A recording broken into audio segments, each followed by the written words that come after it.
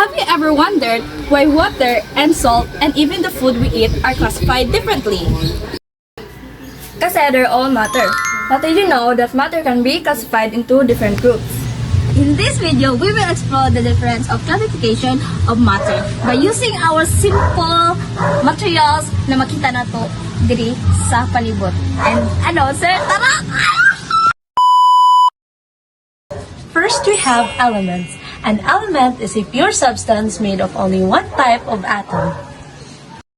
We have our first example of elements, a pencil lead, which contains carbon in a graphite form.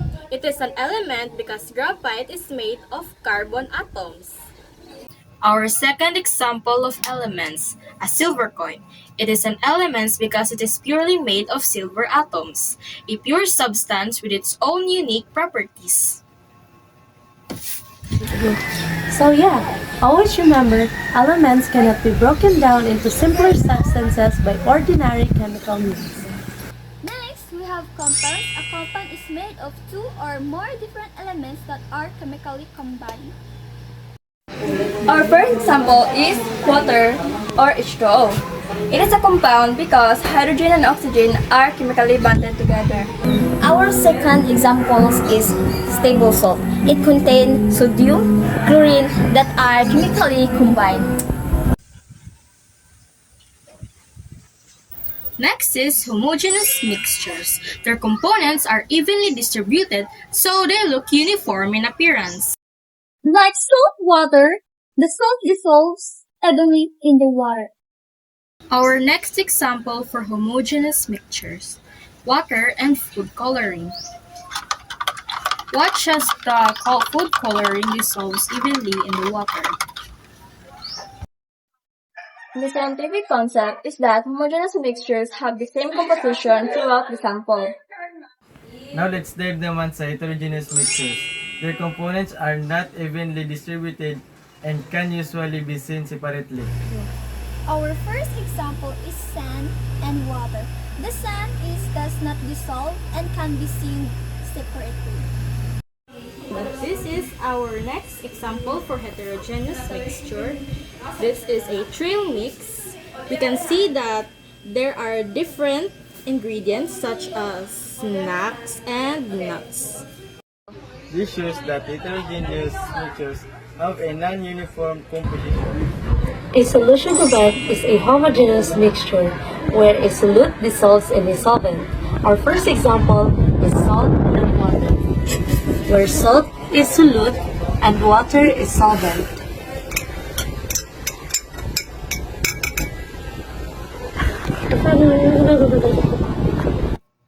Our next example is sugar water, where sugar dissolves evenly in the water.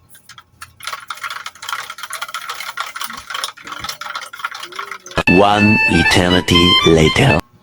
Because the solute is evenly distributed, then the solutions have a uniform appearance. Next is colloid. A colloid contains very small particles spread throughout in another substance.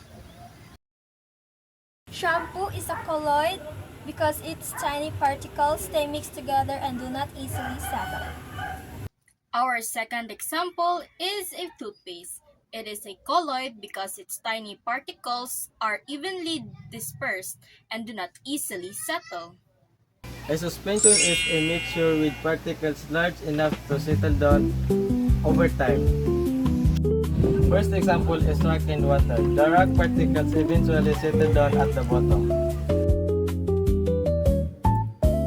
Our next example is water and flour.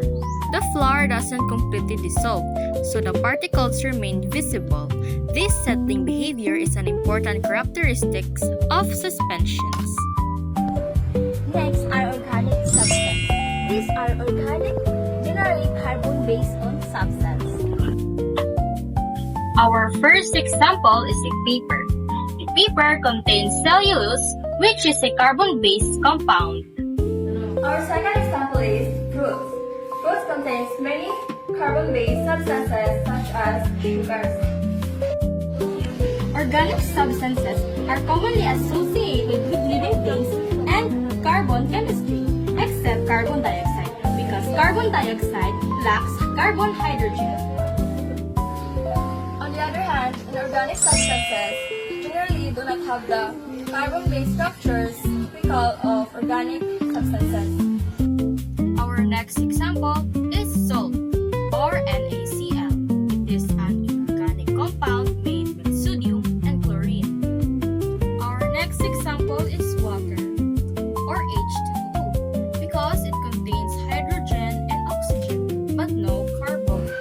This example shows that not all substances are carbon-based. Next are acids. Acids generally have a pH below 7.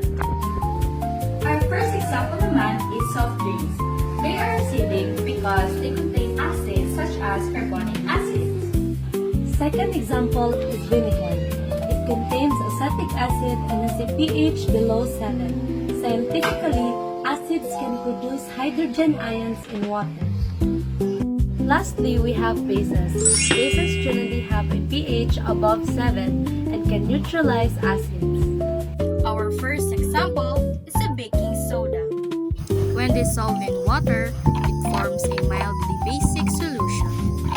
Our second example is soap solution. It is generally basic and can help neutralize acidic substances. And this shows that baking soda and soap solutions are classified as bases. And that's a wrap of our classification of matter. We learned that matters are not just random stuff around us. May kanya-kanya sila composition, properties, at behavior ang bawat isa. And by knowing how to clarify matter, mas naintindihan natin ang mga substances na ginagamit natin everyday. The next time na uminom kayo ng milk or gumamit ng soap and even maglagay ng suka sa pagkain, Remember!